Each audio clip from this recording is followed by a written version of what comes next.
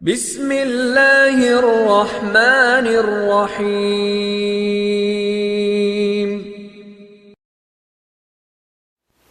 بسم اللہ الرحمن الرحیم الحمد للہ وکفا والصلاة والسلام علی سیدنا المصطفى وعلى آلہ الطیبین الطاہرین الاولیاء وعلى آلہ واصحابہ واہل بیتہ ورفقا اما بعد فاعوذ باللہ السمیع العلیم من الشیطان الرجیم بسم اللہ الرحمن الرحیم فَإِذَا جَاءَتْهُمُ الْحَسَنَةُ قَالُوا لَنَا هَذِهِ وَإِن تُصِبْهُمْ سَيِّئَةٌ يَطَّيَّرُوا بِمُوسَى وَمَن مَّعَهُ أَلَا إِنَّمَا طَائِرُهُمْ عِندَ اللَّهِ وَلَكِنَّ أَكْثَرَهُمْ لَا يَعْلَمُونَ آمنت باللہ صدق اللہ مولانا العظیم ان اللہ وملائکتہ یصلون علی النبی یا ایہا الذین آمنوا صلوا علیہ وسلموا تسلیما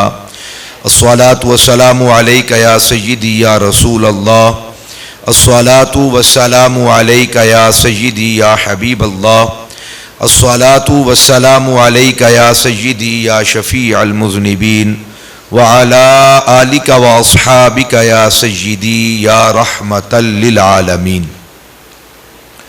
اللہ جل وعلا کی بارگاہ صمدیت میں انتہائی عاجزانہ حمد و ثنا کا نذرانہ عقیدت پیش کرنے کے بعد حضور نبی رحمت ختمی مرتبت مصطفیٰ جان رحمت صلی اللہ تعالی علیہ وآلہ وسلم کی بارگاہ اقدس میں انتہائی عاجزانہ درود و سلام کا نذرانہ پیش کرنے کے بعد انتہائی واجب الاحترام ذوی الاحتشام احباب ذی وقار بحمدہ تعالی آج نمے روزے کی سحری اور نماز فجر ادا کرنے کے بعد آج کے درس قرآن و سنت میں ہم حاضر خدمت ہیں اور آج کی گفتگو کا عنوان ہے اسلام میں بدشگونی کی حیثیت۔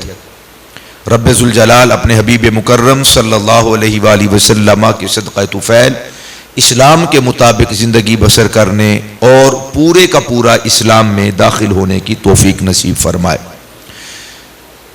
بدشگونی کے معنی یہ ہے کہ کسی کام کا پختہ ارادہ کر لیا جائے، عزم کر لیا جائے کسی کام کے کرنے کا، اور کسی ذات سے، کسی پرندے سے، جانور سے، انسان سے یا اوقات سے یا اعداد سے انسان بدشگونی حاصل کر کے ڈر جائے اور اس کام کے اندر خیر نہ سمجھے اور اس کام کو ترک کر دے، ان تمام امور کو بدشگونی کہا جاتا ہے۔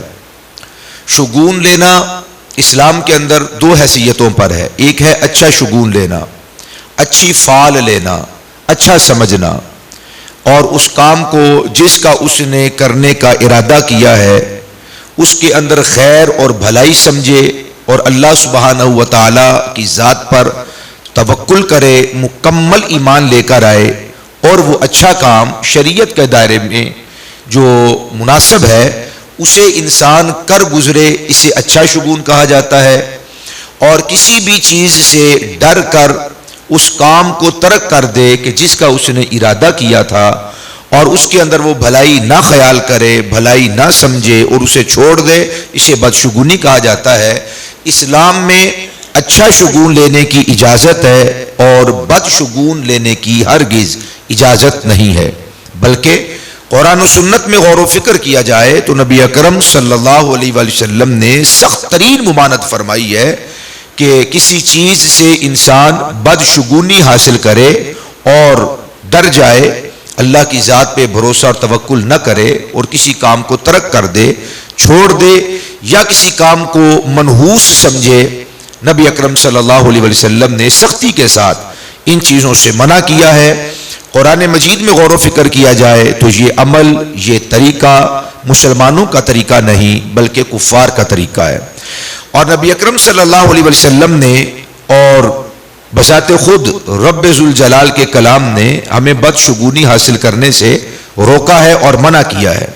اس وجہ سے کہ حقیقی مؤثر، اثر کرنے والا، کام میں خیر رکھنے والا، کام میں برکات رکھنے والا، کام کو انجام تک پہنچانے والا، خاتمہ بالخیر فرمانے والا، اور اسی طرح نقصان کرنے والا، نقصان دینے والا، اذیت میں مبتلا کرنے والا، بیماریوں میں مبتلا کرنے والا، مصائب و آلام میں مبتلا کرنے والا، کسی چیز کو سلب کرنے والا، کسی نعمت کو اٹھا لینے والا، واپس لے لینے والا کوئی انسان نہیں ہے، نہ کسی انسان کے بس، اختیار اور اقتدار کے اندر ہے کہ وہ اس چیز کو حاصل کر لے اور کسی کو محروم کر دے۔ یہ رب ذوالجلال کے فیصلے ہیں اور وہی طاقتوں کا مالک ہے۔ اس نے چیزوں کے اندر یقیناً اثر پیدا کیا ہے، اور رب ذوالجلال چاہے تو کوئی کسی کو نقصان نہیں پہنچا سکتا، وہ چاہے تو کوئی کسی کو فائدہ نہیں پہنچا سکتا۔ یہ سب رب ذوالجلال کے چاہنے یا نہ چاہنے کے ساتھ ہے۔ وہ چاہے تو کوئی کام روک نہیں سکتا، وہ نہ چاہے تو کوئی بنا نہیں سکتا۔ نبی اکرم صلی اللہ علیہ وسلم نے منع فرمایا ہے کہ بدشگونی نہ لی جائے۔ پہلے زمانے کے اندر، زمانہ جاہلیت میں مشرکین کا طریقہ تھا، وہ کوئی کام کرنے لگتے تھے تو وہ پرندے کو آزاد کرتے تھے اور چھوڑتے تھے، اور پہلے سے ایک بات طے کر لی جاتی تھی کہ اگر پرندہ دائیں طرف جائے گا تو کام کے اندر بھلائی ہوگی اور فائدہ ہوگا، اگر پرندہ اڑا اور وہ بائیں طرف چلا گیا تو اس سے نقصان ہوگا، پرندہ اگر اڑتا رہا تو فائدہ ہوگا، پرندہ اگر جا کر کہیں بیٹھ گیا تو پھر نقصان ہوگا۔ تو وہ ایک کام کا ارادہ کرنے کے بعد، عزم مصمم کرنے کے بعد ایک پرندے کو ترک کرتے، چھوڑتے، اگر وہ دائیں طرف چلا جاتا تو اس کام کو کیا کرتے تھے، بائیں طرف چلا جاتا تو اسے رک جاتے تھے، اگر وہ اڑتا رہتا تو وہ کام کرتے تھے، بیٹھ جاتا تو وہ سمجھتے تھے کہ کام اپنے اختتام تک نہیں پہنچے گا، اس کے اندر بھلائی نہیں ہے، کوئی فائدہ نہیں ہے، تو وہ کام کو ترک کر دیا کرتے تھے۔ تو وہ اس پرندے کو مؤثر سمجھتے تھے کہ یہ اثر کرنے والا ہے، چونکہ یہ دائیں طرف اڑا ہے تو بہتری ہوگی، بائیں طرف اڑا ہے تو اس کے اندر نقصان ہوگا۔ تو ان کی تمام توقعات اور پورے کا پورا بھروسہ اس پرندے پر اور اس پرندے کے اڑنے پر ہوتا تھا، چونکہ یہ خالص مشرکین کا نظریہ تھا اور مشرکین کا عقیدہ ہے۔ اسلام ہمیں یہ بتلاتا ہے کہ تمام کاموں کے اندر اثر پیدا فرمانے والی ذات وہ رب ذوالجلال کی ہے۔ میں کہا کرتا ہوں، عرض کیا کرتا ہوں کہ کھانا بھوک مٹاتا ہے، پانی پیاس بجھاتا ہے، لیکن بعض اوقات ایسا ہوتا ہے کہ انسان کھاتا رہتا ہے، بھوک ہی نہیں مٹتی، انسان پیتا رہتا ہے، پیاس ہی نہیں بجھتی۔ جبکہ کھانے کا کام تو بھوک مٹانا ہے، تو پھر بھوک مٹ جانی چاہیے۔ ہم ایک بار کھاتے ہیں، پھر دوسری بار کھاتے ہیں، تیسری بار بھی کھا لیتے ہیں، ماشاءاللہ 5 اور 8-10 مرتبہ کھانے کا بھی معمول ہو جاتا ہے، بھوک ہی نہیں مٹتی۔ ایک مرتبہ پانی پیا، پھر پیا، پھر پیا، پینے کی شکت نہیں رہتی، پیاس پھر بھی نہیں بجھتی۔ اگر یہ پانی خود مؤثر ہوتا تو پھر پیاس بجھنی چاہیے تھی، اگر کھانا خود مؤثر اثر کرنے والا ہوتا تو بھوک مٹنی چاہیے تھی، نہیں مٹی، نہ پیاس بجھی۔ تو کیا وجہ ہے؟ وجہ یہ ہے کہ جب رب ذوالجلال چاہتا ہے تو ایک گھونٹ کے اندر اثر پیدا کر دیتا ہے اور اسے پیاس بجھ جاتی ہے، اور جب وہ چاہتا ہے 1 2 4 لقمے کھانے سے بھوک مٹ جاتی ہے، جب وہ چاہتا ہے۔ وہ جب نہیں چاہتا تو انسان کھاتا بھی رہتا اور پیتا بھی رہتا ہے۔ تو مؤثر پانی نہیں ہے، مؤثر کھانا نہیں ہے، اثر کرنے والا، اثر پیدا فرمانے والا، بھوک کو مٹانے والا، پیاس کو بجھانے والا نہ پانی ہے اور نہ کھانا ہے، مؤثر اللہ کی ذات ہے۔ وہ جب چاہتا ہے تو اثر ہوتا ہے، شفا ملتی ہے اور وہ اپنا فیض دیتے ہیں، جب وہ نہیں چاہتا تو انسان وہی کا وہی رہ جاتا ہے۔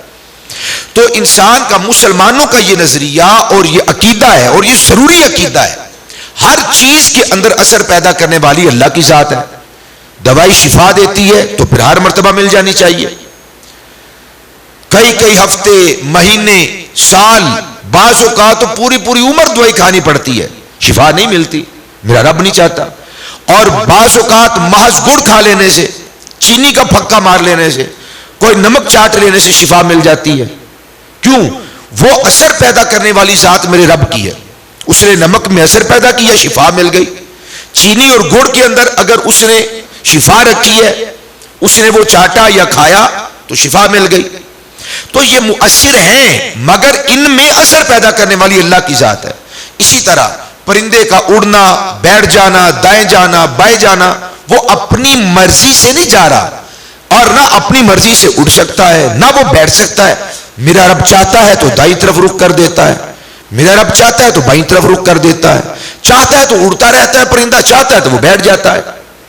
تو کفار اور مسلمانوں کے نزدیک یہ سب سے بڑا نظریہ اور عقیدہ ہے کہ ہم مسلمان الحمدللہ مؤثر حقیقی، حقیقت میں اثر پیدا کرنے والی ذات اپنے رب کو مانتے ہیں اور باقی اشیاء کے اندر مجازن اثر مانتے ہیں کہ وہ اثر پیدا فرما دے تو کام ہو جاتا ہے، وہ اثر نہیں پیدا کرتا تو کام نہیں بنتا. تو وہ کفار چونکہ پرندوں سے بھی اثر لیا کرتے تھے اور ان کو مؤثر سمجھا کرتے تھے تو ان سے وہ اچھا شگون یا بد شگونی لیا کرتے تھے. اس لیے نبی اکرم صلی اللہ علیہ وسلم نے سختی کے ساتھ چار چیزوں سے ایک مقام پر منع فرمایا. کریم آقا علیہ السلام نے فرمایا لا عدوا ولا طیارتا ولا حامتا ولا صفرا. اللہ کے حبیب علیہ السلام نے ارشاد فرمایا ان چار چیزوں کی کوئی حقیقت نہیں ہے.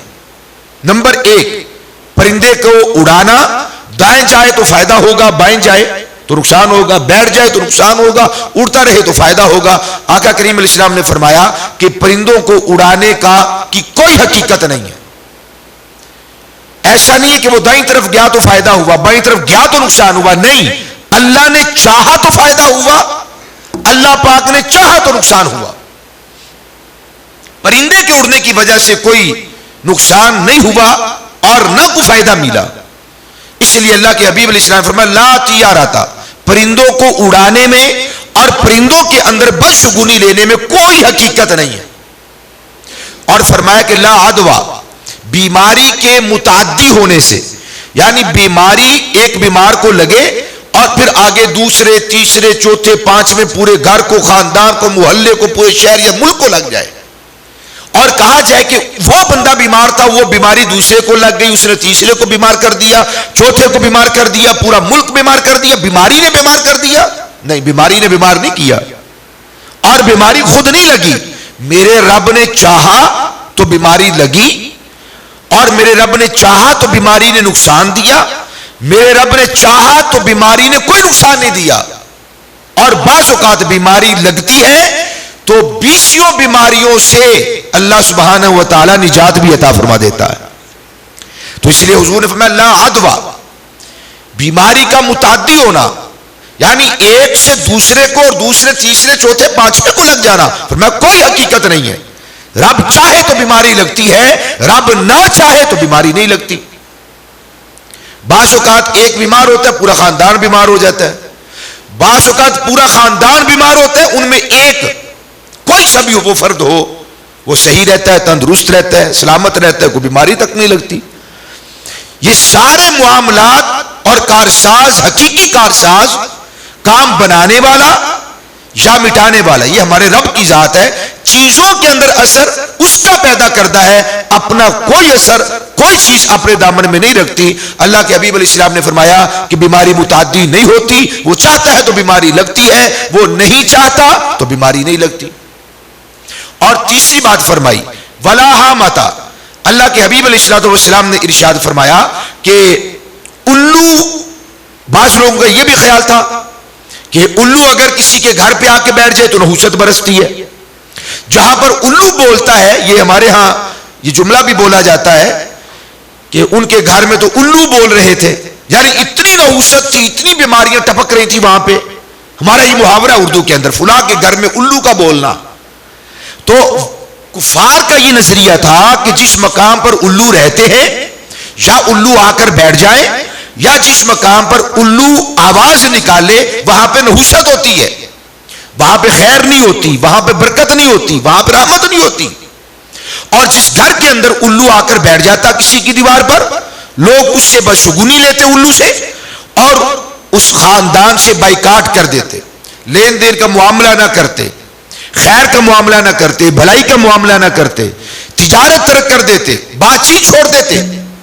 تو اللہ کے حبیب علیہ السلام نے فرمایا ولا حامتا، الو سے بدشگونی لینا اور اسے منحوس سمجھنا فرمایا یہ بھی جائز نہیں ہے، اس کے اندر کسی قسم کی کوئی نحس، کوئی نحوست نہیں ہے، اور یہ بھی اللہ کا پیدا کردہ ایک جانور ہے، ایک پرندہ ہے۔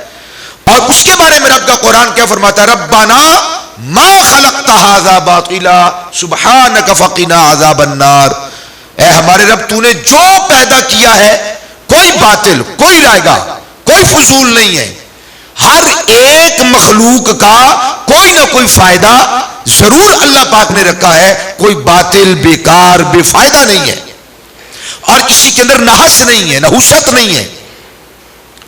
سبحانک فقنا عذاب النار، اے میرے مالک تیری ذات پاک ہے ہر عجز سے، تواضع سے، انکساری سے۔ کیا مطلب؟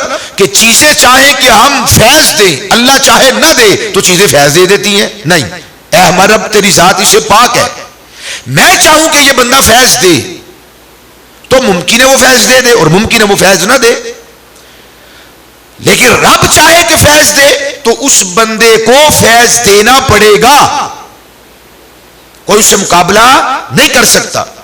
تو نبی اکرم صلی اللہ علیہ وسلم نے فرمایا کہ الو کے اندر نحوست نہیں ہے، اور اس سے بدشگونی لینا یہ بھی قطعاً جائز نہیں۔ کسی کے بنیرے پہ، دیوار پہ، مینار پہ کہیں پر بھی آ کر بیٹھ جائے الو، تو وہاں رہنے والے گھر والوں کے ساتھ، اہل خانہ کے ساتھ بائیکاٹ نہ کیا جائے، چھوڑا نہ جائے، ترک نہ کیا جائے، اور انہیں منحوس نہ سمجھا جائے، ان کے ساتھ لین دین کا معاملہ جاری رہے، بھلائی جاری رہے، خیر کا معاملہ جاری رہے۔ اور چوتھی چیز فرمائی ولا سفرا، سفر ایک زمانے میں سے ایک مہینے کو، ایک وقت کو 30 دن پر مشتمل، کم از کم 30 دن کے 29 دن یا 30 دن پر مشتمل ایام کو مہینہ کہا جاتا ہے، اور ان مہینوں میں سے ایک مہینہ سفر ہے۔ پہلی جو چیزیں بیان کی گئی لا عدوہ، بیماری، اس کا کوئی بظاہر وجود نہیں ہے، اور دوسری اور تیسری ان کا وجود ہے، کوئی پرندہ یا الو، اور چوتھی چیز زمانہ، ایام سے، تعداد، گنتی سے، یہ مختلف طریقوں کے ساتھ بدشگونی لیا کرتے تھے۔ اللہ کے حبیب علیہ الصلوۃ والسلام نے فرمایا پورے سفر کے مہینے کے اندر کسی قسم کی کوئی نحوست نہیں ہے۔ ہم لوگ شادیاں نہیں کرتے، ہم لوگ کاروبار شروع نہیں کرتے، ہم سفر میں سفر شروع نہیں کرتے، کہ اگر سفر کے اندر سفر شروع کیا نقصان ہوگا، تکلیف ہوگی، مکمل نہیں ہوگا، اختتام کو نہیں پہنچے گا، خاتمہ بالخیر نہیں ہوگا، نقصان ہو سکتا ہے۔ وہ سفر کو منحوس سمجھتے ہیں، بلکہ ہم تو اتنے ایڈوانس ہو چکے ہیں، زمانوں سے چلتا آ رہا ہے، منگل کے دن کے اندر نحوست سمجھتے ہیں، بدھ کے دن کے اندر نحوست سمجھتے ہیں، قصاب کاٹنے اور ذبح کرنے کا معاملہ نہیں کرتے منگل اور بدھ کو، کہ اس کے اندر نحوست ہے، نقصان ہے۔ آج بھی دکانیں بند ہیں، آج بھی دکانیں بند ہیں۔ وہ علیحدہ بات ہے کہ اگر سیزن عید کا دن کوئی منگل بدھ کو آ جائے تو پھر دکانیں کھول لیتے ہیں۔ مال کی ہوس وہ اتنا مضبوط اور سٹرانگ کر دیتی ہے اور مجبور کر دیتی ہے کہ دکان کھولو۔ رب کی ذات پہ بھروسہ، اس کی ذات پہ توکل، وہ انسان کو سٹرانگ نہیں کرتا، مضبوط نہیں کرتا، قوت نہیں دیتا۔ کیوں؟ ہمارا ایمان ضعیف ہے، ہمارا ایمان کمزور ہے، اس کی ذات پہ توکل نہیں ہے، توحید کے مضمون اور مفہوم کو کبھی سمجھا نہیں ہے، اور یہ کبھی ہمیں اپنے آپ کو ہم نے پختہ نہیں کیا اس بات پہ کہ ہر چیز کا کارساز میرے رب کی ذات ہے۔ وہ چاہتا ہے تو شفا ہوتی ہے، وہ چاہتا ہے تو بیماری ہوتی ہے، وہ چاہتا ہے تو نقصان ہوتا ہے۔ اگر ویسے کوئی چھٹی کرتا ہے منگل یا بدھ کی تو اس میں کوئی حرج نہیں، اسے نحوست سمجھنا، نقصان کا باعث سمجھنا، شادی نہ کرنا، سفر نہ کرنا۔ مسلمانوں کو ہرگز یہ زیب نہیں دیتا۔ کریم آقا علیہ الصلوۃ والسلام نے بڑی سختی کے ساتھ بدشگونی لینے سے منع کیا اور انتہائی شدت اختیار فرمائی۔ اللہ کے حبیب علیہ الصلوۃ والسلام فرماتے ہیں من ردت الطیرۃ عن حاجتہ فقد اشرک، جس بندے نے پرندے سے یا کسی اور چیز کو لے کر بدشگونی لی، فقد اشرک، العیاذ باللہ تعالی، اس بندے نے شرک کیا۔ کس طرح؟ وہ کہتا ہے کہ یہ پرندہ بیٹھ گیا ہے، اب میرا کاروبار ڈوب جائے گا، سفر انجام کو نہیں پہنچے گا، خاتمہ بالخیر نہیں ہوگا، اڑا ہے دائیں طرف چلا گیا ہے، اب مجھے شفا ملے گی، بیماری جاتی رہے گی، سفر مناسب ہے، لین دین ٹھیک رہے گا. تو اس نے کارساز پرندے کو سمجھا، اس نے کارساز ایام کو سمجھا، اس نے یہ جانا کہ منگل اور بدھ میں نحوست ہے، کام مکمل نہیں ہوگا، تو اس نے مؤثر سمجھ لیا ان کو، اور پھر اس کے اوپر عقیدہ رکھا، اعتقاد رکھا، جم گیا. فقد اشرکا، فرمایا اس نے شرک کیا. یہ کام تو اللہ کی ذات کرتی ہے، وہ چاہتا ہے تو کام انجام کو پہنچتا ہے، خاتمہ بالخیر ہوتا ہے، وہ نہیں چاہتا تو خاتمہ بالخیر نہیں ہوتا. اور بندے نے کیا کیا؟ ایام کے اوپر لے آیا. وہ کہتے ہیں آنکھ اگر پھڑکے تو نقصان ہوگا، نقصان ہو جائے، کہتے ہیں صبح سے میری آنکھ پھڑک رہی تھی، تو اس نے آنکھ کے پھڑکنے کو مؤثر حقیقی سمجھ لیا. حضور نے فرمایا فقط اشرکا. راستہ کر رہا تھا، سفر اس نے شروع کیا اور راستہ کاٹ دیا ایک بلی نے، کالی بلی نے. تو بندہ واپس آ گیا. آپ واپس کیوں آ گئے؟ سفر جاری کیوں نہیں رکھا؟ وہ کہتا ہے میرا راستہ ایک بلی نے کاٹ لیا تھا. بلی کے اندر نحوست ہے، کتا اگر کاٹ رہے تو کیا اس کے اندر نحوست نہیں ہے؟ وہ تو اس سے زیادہ ناپاک ہے، وہ تو بلی سے زیادہ ناپاک ہے، زیادہ قابل نفرت ہے. اور فرشتے اس گھر میں نہیں آتے جہاں پہ کتا ہوتا ہے. کیا کبھی سنا کہ جس گھر میں بلی ہو وہاں پہ فرشتے نہیں آتے؟ کتا ہو تو فرشتے نہیں آتے. تو انسانوں کا خود بنا لینا کہ جناب وہ کتے کے اندر نحوست ہے یا بلی کے اندر. میں نے پہلے عرض کیا ربنا ما خلقت ھذا باطلا، اللہ سبحانہ و تعالی چاہتا ہے تو اشیاء کے اندر، انسانوں کے اندر، جانوروں کے اندر، پرندوں کے اندر برکت رکھ دیتا ہے، وہ چاہتا ہے تو نقصان رکھ دیتا ہے.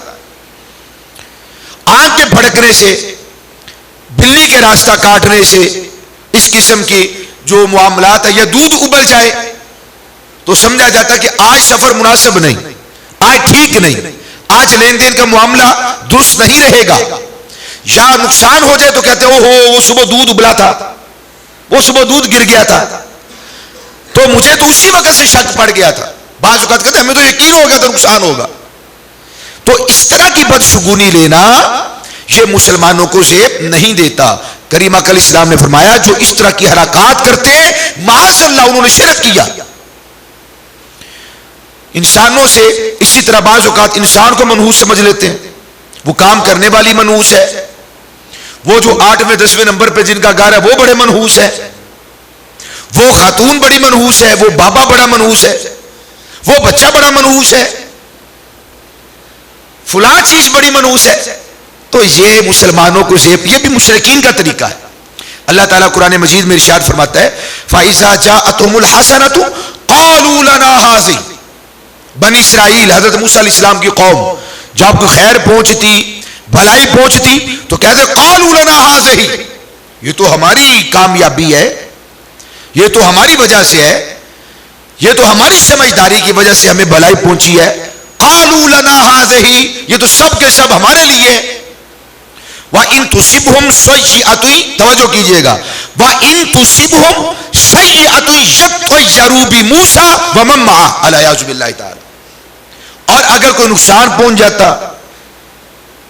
اور اگر انہیں فائدہ نہ ہوتا یا کسی قسم کی تکلیف پہنچتی، بیماری پہنچتی، اذیت پہنچتی اور کوئی مصیبت میں گرفتار ہو جاتے، کسی رنج میں گرفتار ہوتے تو کیا کہتے؟ سیئۃ یطیروا بموسیٰ ومن معہ. وہ کہتے ہیں علیہ باللہ تعالی یہ مصیبت، یہ کرب، یہ درد، یہ تکلیف، یہ اذیت، یہ مشقت، معاذ اللہ یہ نحوست، علیہ باللہ تعالی یہ تو موسیٰ علیہ السلام کی وجہ سے، علیہ باللہ یہ تو موسیٰ کے پیروکاروں کی وجہ سے ہم پر مصیبت نازل ہوئی.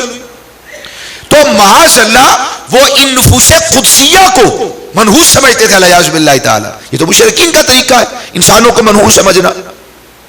اپنی ذات سے، اپنی عقل اور غیرت سے، اپنی کتاب عزیز سے اس چیپٹر کو ہمیشہ کے لیے کلوز کر دے، کلچ ڈالے. کسی عورت کے اندر نحوست نہیں ہے. نقصان اگر پہنچا ہے تو اس کے اندر ممکن ہے کہ ہماری اپنی غلطی ہو، ہم نے صحیح وقت میں وہ معاملہ نہ کیا ہو، ہم نے صحیح وقت میں سفر نہ کیا ہو، ہم نے صحیح راستے کا چناؤ نہ کیا ہو، یا ہماری کوئی بد عملی ہو سکتی ہے، ہماری کوئی شکاوت ہو سکتی ہے، ہمارا کوئی ہمارے رب کے ساتھ ایسا معاملہ ہو سکتا ہے جس میں وہ غضبناک ہو گیا ہو۔ اب کتنی ایسی چیزیں اگر ہم غور و فکر کریں، ہمارے اعمال بد کی وجہ سے وہ اعمال بد منحوس ہیں، وہ قابل نفرت ہیں، اور ہم سارا ملبہ اٹھا کر وہ پڑوسن پہ، محلے داروں پہ، غریبوں اور نداروں پہ، وہ جن کے گھر میں دانے نہیں ہوتے سارے وہ ان کے کھاتے میں ڈال دیتے ہیں، اور جن کے گھر دانے ہوتے ہیں وہ بھلے کملے کیوں نہ ہو ان کو ہم سیانے بتلاتے ہیں، یہ بڑے سیانے ہیں۔ یہ سارا نزلہ، یہ سارا ملبہ غرباء پہ، ندار پہ، مفلسین پہ، اور الیاذ باللہ تعالی یتیموں پہ ڈالنا، یہ مشرکین کا طریقہ ہے۔ یتیم کسی کے گھر میں چلا جاتا تو وہ اپنے بچوں کو اپنے غوش میں لے لیتے اور چھپا لیتے، اور یہ تصور کرتے کہ یتیم بچے کہیں معاذ اللہ اس کی نحوست ہمارے بچوں پہ نہ پڑے اور یہ نہ یتیم ہو جائے۔ اور ہمارے آقا مولا صلی اللہ علیہ وسلم نے یتیموں کے ساتھ شفقت، مہربانی، ہمدردی، جذبہ ایثار، قربانی اور ان کی برکات، اللہ کے حبیب علیہ الصلوۃ والسلام نے ارشاد فرمائی، ہاتھ سر پہ پھیرے جتنے بال نیچے آ جائیں اللہ سبحانہ وتعالی اتنی نیکیاں اور درجات بڑھا دیتا ہے۔ جس گھر کے اندر یتیم ہو اور وہ کفیل اپنے سفرہ پر، دسترخوان پر اس کو بٹھائے، جدا نہ بٹھائے، علیحدہ نہ کرے، اس کے برتن، اس کے کپڑے، اس کا لباس، اس کی چارپائی جدا نہ کرے، اپنے ساتھ بٹھائے، کھلائے پلائے، تو اللہ کے حبیب علیہ الصلوۃ والسلام فرماتے اس گھر کے اندر برکات نازل ہوتی ہیں، رحمتوں کا نزول ہوتا ہے۔ تو یتیموں سے بدشگونی لینا معاذ اللہ یہ بھی مسلمانوں کا طریقہ نہیں کہ یہ تو یتیم ہے نحوست پڑے گی، الیاذ باللہ، یہ نہ کریں، سینے کے ساتھ لگائیں، پیار کریں، شفقت دیں، جہاں تک ہو سکتا ان کی خدمت کریں، اس کا اجر اور اس کا فیضان اور یہ مہربانی کرنے کی وجہ سے اللہ پاک کی طرف سے انعام و اکرام سے جو نوازا جائے گا وہ ہمارے عقل و خرد اور حد و حساب میں نہیں آ سکتا۔ تو فرمایا الا انما طائرهم عند اللہ، خبردار، یقیناً تمام چیزوں کا نقصان پہنچانے والا اور چیزوں کے اندر فیض نہ رکھنے والا، فرمایا وہ اللہ کی ذات ہے، یہ اللہ کے دربار کے اندر یہ معاملات ہے۔ وَلَكِنَّ أَكْثَرَهُمْ لَا يَعْلَمُونَ، لیکن اکثر لوگ جانتے ہی نہیں ہیں۔ کریم علیہ الصلوۃ والسلام نے 4 کام ارشاد فرمائے کہ میری امت یہ 4 کام نہیں چھوڑے گی، یعنی یہ 4 کام امت میں رہیں گے۔ اور امت بھی 2 طرح کی ہے، ایمان لانے کے بعد 2 طرح کی امت ہے، ایک جو حضور کے مطیع و فرما بردار ہے، اور ایک جو روز و شب حضور کی تعلیمات پہ شب خون مارتے ہیں اور سنت عظیمہ کا قتل عام کرتے ہیں، تعلیمات مصطفیٰ کی پرواہ تک نہیں کرتے، ان لوگوں کا ذکر کیا، وہ 4 کام ہمیشہ کرتے رہیں گے۔ کون کون سے؟ فرمایا اربعون فی امتی من امر الجاہلیت، زمانہ جاہلیت کے امور اور کاموں میں سے وہ کام میری امت میں باقی رہیں گے، وہ 4 کام ہیں۔ کیا؟ لا یترکونہن، وہ انہیں نہیں چھوڑیں گے۔ نمبر 1 الفخر فی الاحساب، اپنے حسب میں، خاندان میں فخر کرنا، ہم تو فلان ہیں، ہم تو فلان ہیں، ہمارا باپ فلان تھا، ہمارا دادا فلان تھا، ہمارے پردادے نے یہ کر دیا، چردادا تو لکڑ دادا تو یہ مہان آدمی تھے، بھلے کسی کام کے نہ ہو۔ فرمایا الفخر فی الاحساب، اپنے حسب کے اندر، قوم کے اندر، قومیت کے اندر ناز کریں گے، نازا ہوں گے، فخر کریں گے، دوسروں کو ڈیگریڈ کریں گے اور ان کو بے عزت کریں گے، رسوا کریں گے، ذلیل کریں گے، پگڑیاں اچھالیں گے، ان کی کوئی عزت نہیں دیں گے، ساتھ نہیں بٹھائیں گے، کاروبار نہیں کریں گے۔ وجہ کیا ہے؟ کہ ان کی ذات وہ اعلیٰ نہیں ہے، یہ اعلیٰ حسب کے لوگ نہیں ہیں۔ فرمایا یہ زمانہ جاہلیت کا امر ہے اور یہ جاہلوں کا طریقہ ہے، کافروں کا طریقہ ہے، مسلمان ایسا نہیں کرتا۔ نمبر 2 وَالطَّعْنُ فِي الْأَنْسَابِ، نسب کے اندر گالی دیں گے، تم فلاں، تمہارا باپ فلاں، تمہاری ماں فلاں، تمہارا پورا خاندان فلاں، وہ جس کو ہم کہتے ہیں خاندان کے خاندان پننا، فرمایا یہ تان کریں گے لوگوں کے نسب پر، یہ بھی زمانہ جاہلیت کا کام ہے۔ نمبر 3 وَالْإِسْتِسْقَاءُ بِالنُّجُومِ، ستاروں سے پانی کو طلب کریں گے، یعنی مؤثر سمجھیں گے کہ ستارے اگر نکل آئے تو بارش نہیں ہوگی، نہ نکلے تو بارش ہوگی، اس طرح کے ہم بھی ٹوٹکے کرتے ہیں۔ بلکہ یوں کہیں ستارے نکلے، اور آپ نے اور میں نے تو ہزاروں مرتبہ ہم نے دیکھا، آپ ستاروں کی بات کرتے ہیں، سورج نکلا ہوتا ہے، آب و تاب کے ساتھ چمک رہا ہوتا ہے، اور صحیح شباب اور جوانی کے اندر ہوتا ہے، چڑھا ہوتا ہے، بارش پھر بھی ہو رہی ہوتی ہے۔ یہ ہے رب کی قدرت۔ مشرکین کہتے تھے کہ ستارے اگر نظر آ رہے ہیں تو بارش نہیں ہوگی، ستارے ڈوب گئے تو بارش ہوگی، یا فلانا ستارہ نکل آئے تو بارش ہوگی، فلانا نکلے تو بارش ہوگی، اس طرح کی وہ حرکات کرتے تھے۔ ہاں یہ تو کہہ سکتے ہیں شاید اللہ چاہے تو بارش ہو، اللہ چاہے تو بارش نہ ہو، شاید کہ بارش ہو، شاید کہ بارش نہ ہو، لیکن یہ کہنا کہ بارش ہوگی بارش نہیں ہوگی، یہ ہوگی اور نہیں ہوگی، فرمایا یہ مسلمانوں کا طریقہ نہیں ہے۔ مسلمان کیا کہتے ہیں؟ اللہ چاہے تو بارش ہوگی، اللہ نہ چاہے تو بارش نہیں ہوگی۔ سید اعلیٰ حضرت رحمۃ اللہ تعالیٰ کی بارگاہ میں آپ کے تلامذہ میں سے محمد حسن، مولوی محمد حسن، بہت بڑے ماہر فلکیات تھے، ماہر نجوم تھے۔ انہوں نے ایک زائچہ بنایا، ایک ستاروں کو دیکھ کر، ان کی چال دیکھ کر ایک زائچہ بنایا، ایک نقشہ بنایا، اور نقشہ بنانے کے بعد آگے، اس وقت قحط کا دور تھا، بارش ہو نہیں رہی تھی، بڑی سخت گرمی تھی اور آگ برسا رہا تھا سورج۔ وہ آئے زائچہ بنا کے، انہوں نے کہا کہ حضور میں نے حساب کتاب لگایا، 1 مہینے سے پہلے تو بارش قطعا نہیں ہوگی۔ شاگرد اعلیٰ حضرت کی اور اعلیٰ حضرت کی بارگاہ میں آ کے لگے، میں نے نقشہ بنایا، یہ دیکھیے اور یہ چال دیکھیے، یہ ڈھال دیکھیے، یہ ستارے کا طلوع ہونا دیکھیے، یہ غروب ہونا دیکھیے، اور فلاں ستارے کی چال دیکھیے، یہ ساری باتیں انہوں نے بتائی۔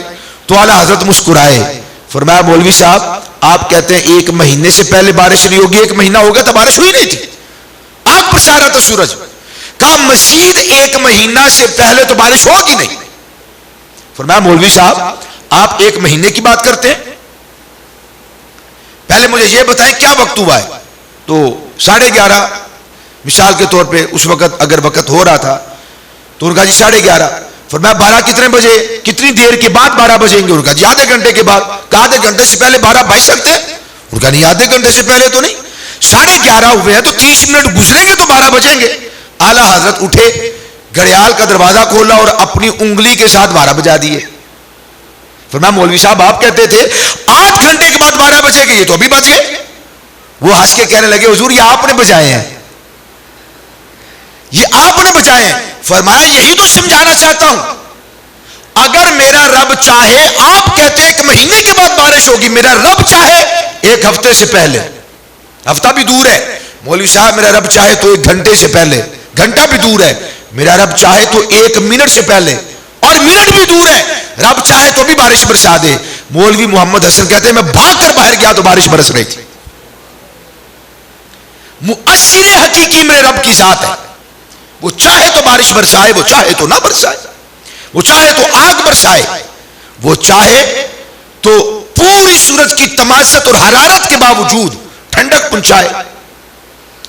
تو فرمایا کہ والاستسقاء بالنجوم، یہ تیسری بات۔ اور چوتھی والنیاحۃ، لوگ ماتم نہیں چھوڑیں گے، نوحہ نہیں چھوڑیں گے، یہ زمانے جاہلیت کے کام ہے، سینہ کو بھی کرنا، ران پیٹنا، بال نوچنا، منہ پہ تھپڑ مارنا، نقصان کے وقت، مصیبت کے وقت جان کا نقصان ہو گیا، مال کا نقصان ہو گیا، بندہ آپ سے باہر ہو جائے۔ تو میں یہ 4 کام زمانے جاہلیت کے۔ اور آخری حدیث بڑی قابل غور ہے جو سماعت کرنے کے لائق ہے، فرمایا لیس منا من تطیر او تطیر لہ، جس شخص نے، قابل توجہ، جس شخص نے از خود بدشگونی لی یا کسی کے لیے بدشگونی لی، سفر نہ کرنا، شادی نہ کرنا، آج منگل کا دن ہے، آج بدھ کا دن ہے، کپڑا نہ کاٹنا، سلائی نہ کرنا، سورج گرہن ہو رہا ہے، چاند گرہن لگا ہوا ہے، اور بالخصوص حاملہ عورتوں پر تو عذاب بن کے ٹوٹ پڑتے ہیں. جو بچے کی ولادت جن کے قریب ہو اور رحمت جن کی گود رحمت سے بھرپور ہو، ان خواتین پر تو بڑی قدغن لگا دی جاتی ہے. کیا گھر کے بزرگ خواتین اور بزرگ حضرات، مرد حضرات سارے منع کر دیتے ہیں. اور جب یہ کوئی معاملہ ہوتا ہے، یقین جانیے اتنے فون آتے ہیں سال بھر کے اندر، اتنے معاملات اور اتنے مسائل لوگ ہم سے نہ وضو کے پوچھتے ہیں، نہ روزے کے پوچھتے ہیں، نہ زکوٰۃ کے پوچھتے ہیں، نہ نماز کے پوچھتے ہیں. سورج گرہن لگنے کی دیر ہو جیسے انتظار کر رہے ہیں لوگ. میرا رب چاہے تو بچہ ناقص پیدا ہوتا ہے، میرا رب چاہے تو بچہ کامل پیدا ہوتا ہے. رب کے چاہنے کے ساتھ ہے. اپنے رب کی ذات پر توکل کریں، بھروسہ کریں، اسے مؤثر حقیقی جانیے، اور جب بات کریں کہ میرا رب چاہے تو ہوگا، رب چاہے تو نہیں ہوگا. یہ ہے مسلمانی.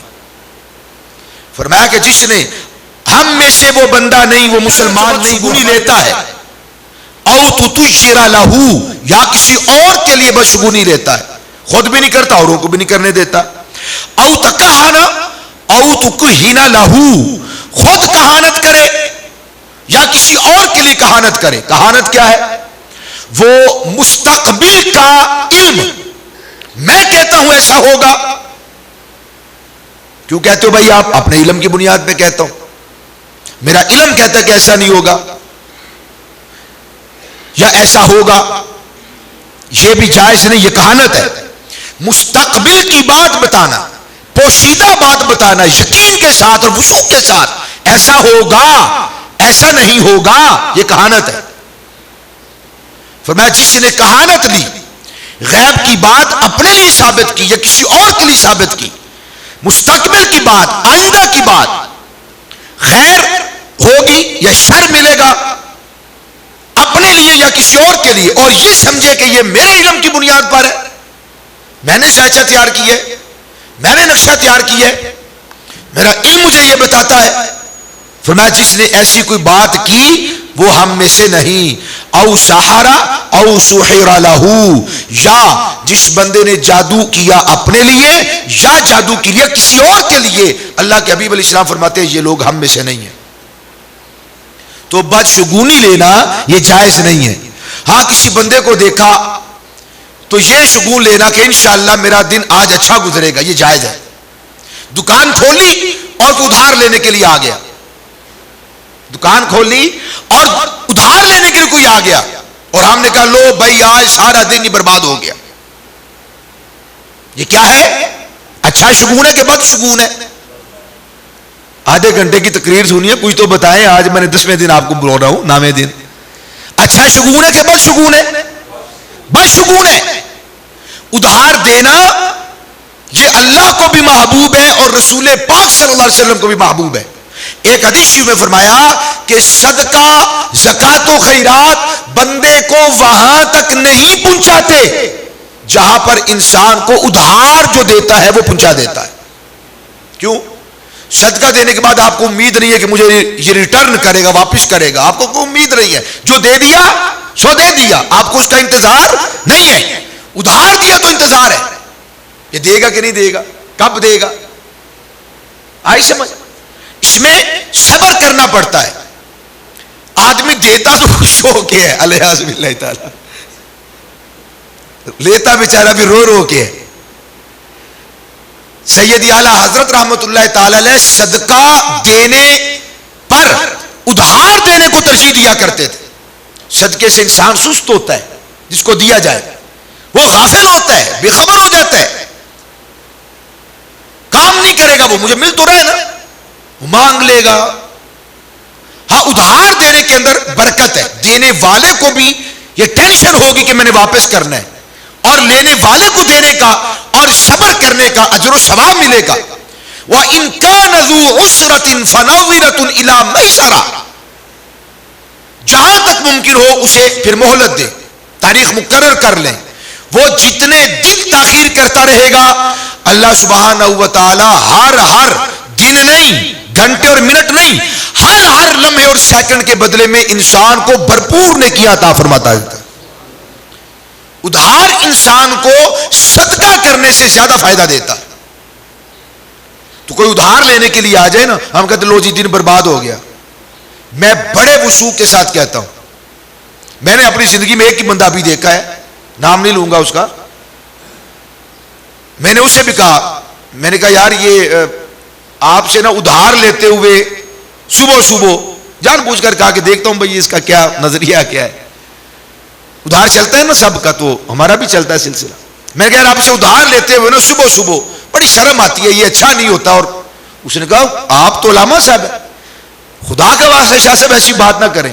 میرے پاس تو کوئی ادھار لینے کے لیے آئے نا صبح میں زیادہ خوش ہوتا ہوں کہ پہلا گاہک مجھ سے وہ آیا ہے جو ادھار لینے کے لیے آیا. اس نے کچھ مجھے سمجھا تو آیا، اور وہ خود نہیں آیا، میرے رب نے اسے بھیجا ہے.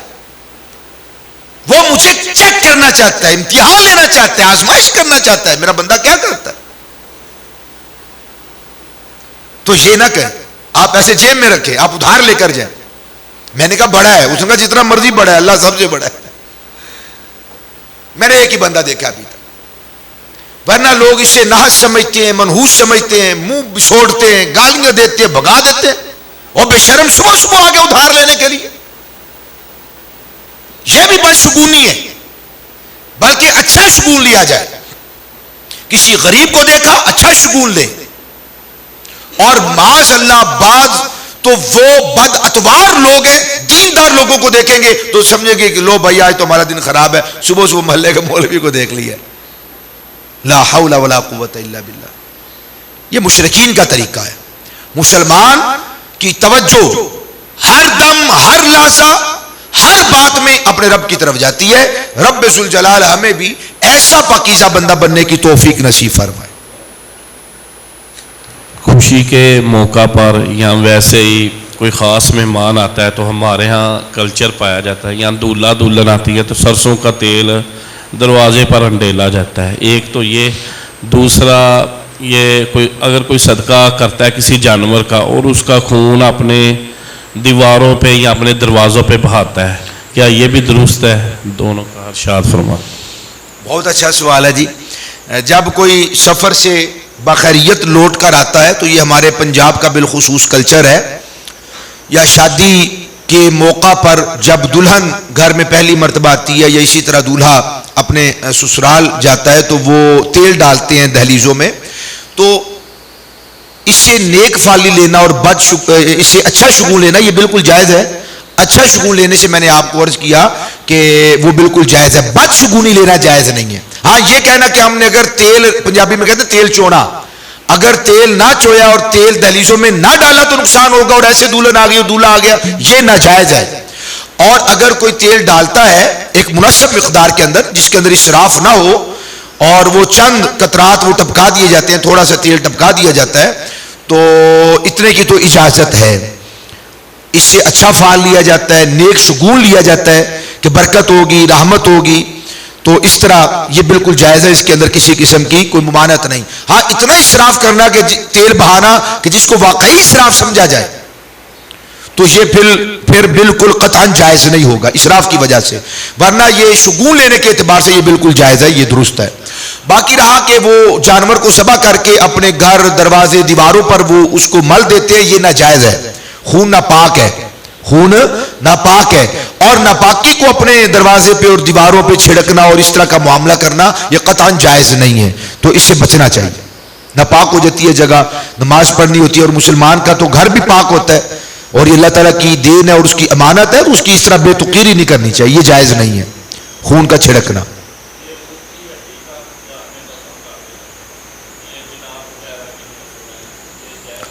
یہ ٹوٹکا ہے، اور جو ٹوٹکا اسلام کے منافی نہ ہو، تعلیمات اسلام کے منافی نہ ہو تو وہ بالکل جائز ہے.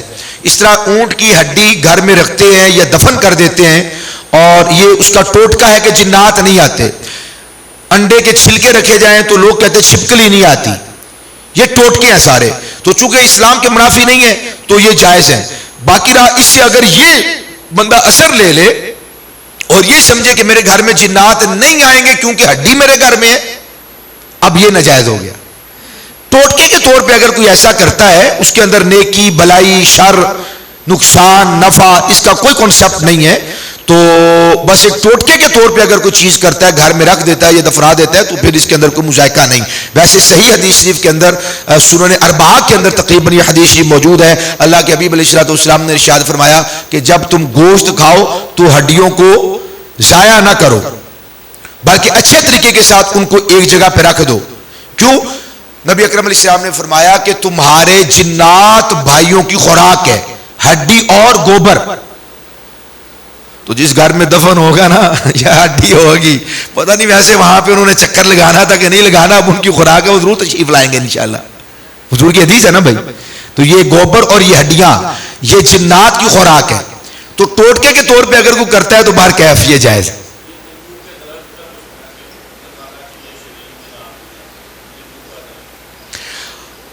ہاں، لیمن کے درخت کے حوالے سے بھی کافی ساری چیزیں یا وہ چیزیں پائی جاتی ہیں۔ میں نے پہلے عرض کیا کہ اگر کوئی یہ سمجھتا ہے کہ میں نے گھر کے اندر لیمن کا درخت لگایا، اب میرے گھر میں جنات نہیں آئیں گے، شریر جنات نہیں آئیں گے اس درخت کی وجہ سے، تو یہ ناجائز ہے۔ لیکن جب مسلمان ایسے معاملات کرتا ہے نا تو اس کی یہ نیت نہیں ہوتی۔ ہاں، چند چیزوں کے اندر وہ ہم نے اپنا ایک ذہن بنا لیا ہوتا ہے، یہ بلی کا راستے سے کٹنا، یا جو لوگ اس قسم کے درخت کو لگا کر یہ خیال کرتے ہیں اور سمجھتے ہیں کہ اس کی وجہ سے جنات نہیں آ رہے، اب یہ ممانعت ہے۔ آ رہے ہیں تو بھی رب کے حکم سے آ رہے ہیں، نہیں آ رہے تو بھی رب کے حکم سے نہیں آ رہے، جا رہے ہیں تو رب کے حکم سے جا رہے ہیں، نہیں جا رہے تو رب کے حکم سے نہیں جا رہے۔ باقی چیزیں وسیلہ ہیں، ذریعہ ہیں، ٹوٹکا ہیں، تو اس کے اندر کوئی مذائقہ نہیں ہے۔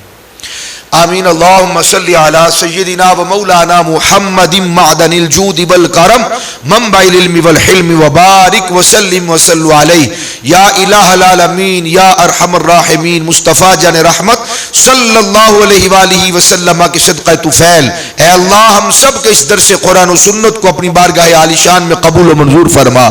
یا الہ العالمین شرف قبولیت عطا فرما۔ اپنے حبیب مکرم صلی اللہ علیہ وسلم کا صدقہ ہم سب کو ساری زندگی حضور سے وفا کرنے کی توفیق نصیب فرما، نیکیوں کی توفیقات عطا فرما، تقوی کی طہارت کی دولت کو اپنانے کی توفیقات عطا فرما۔ یا الہ العالمین ہمیشہ شر سے محفوظ فرما، بدی سے محفوظ فرما، باشگونی سے محفوظ فرما، اچھا شگون لینے کی توفیق عطا فرما۔ یا الہ العالمین قرآن و سنت کو سمجھنے اور پڑھنے کی توفیقات عطا فرما۔ اے میرے مالک ہمارے بیماروں کو صحت عطا فرما، توانائی نصیب فرما، شفا کاملہ عطا فرما، ہمارے بزرگوں کا سایہ ہمارے سروں پر قائم اور دائم فرما۔ ہم سب کے فوشدگان حضور کے سارے غلاموں کی بخشش و مغفرت فرما۔ اے اللہ غزہ و فلسطین سے لے کر برما و کشمیر تک ہر ایک مسلمان کی حفاظت فرما، رحمتوں کا حصار نصیب فرما، حضور کے سارے غلاموں کو آزادی کی سانسیں نصیب فرما۔ ہمارے وطن عزیز پاکستان پہ کڑا وقت ہے، اللہ اپنے حبیب مکرم کا صدقہ، حضرت فاروق اعظم کا جانشین، حضرت فاروق اعظم کے نقش قدم پہ چلنے والا، حضرت فاروق اعظم کا غلام حکمران ہمیں نصیب فرما۔ یا الہ العالمین ہمیں بھی فاروق اعظم رضی اللہ تعالی عنہ کی رعایا جیسی رعایا بننے کی توفیق نصیب فرما، تقوی اپنانے کی توفیق نصیب فرما، طہارت و پاکیزگی اپنانے کی توفیق نصیب فرما، قرآن و سنت کا فہم نصیب فرما، عمل کا جذبہ عطا فرما۔ جتنے ہمارے دوست احباب بزرگ، ہماری مائیں بہنیں اور انٹرنیٹ کے ذریعے سے اللہ جہاں کہیں حضور کے غلام ہمیں سماعت فرما رہے ہیں، سب کی نیک دلی حاجات تمنا و آرزوؤں کو پورا فرما۔ فصلی اللہ تعالی علی خیر خلقہ سیدنا و مولانا محمد وعلی آلہ واصحابہ اجمعین برحمتک یا ارحم الراحمین۔ لا الہ الا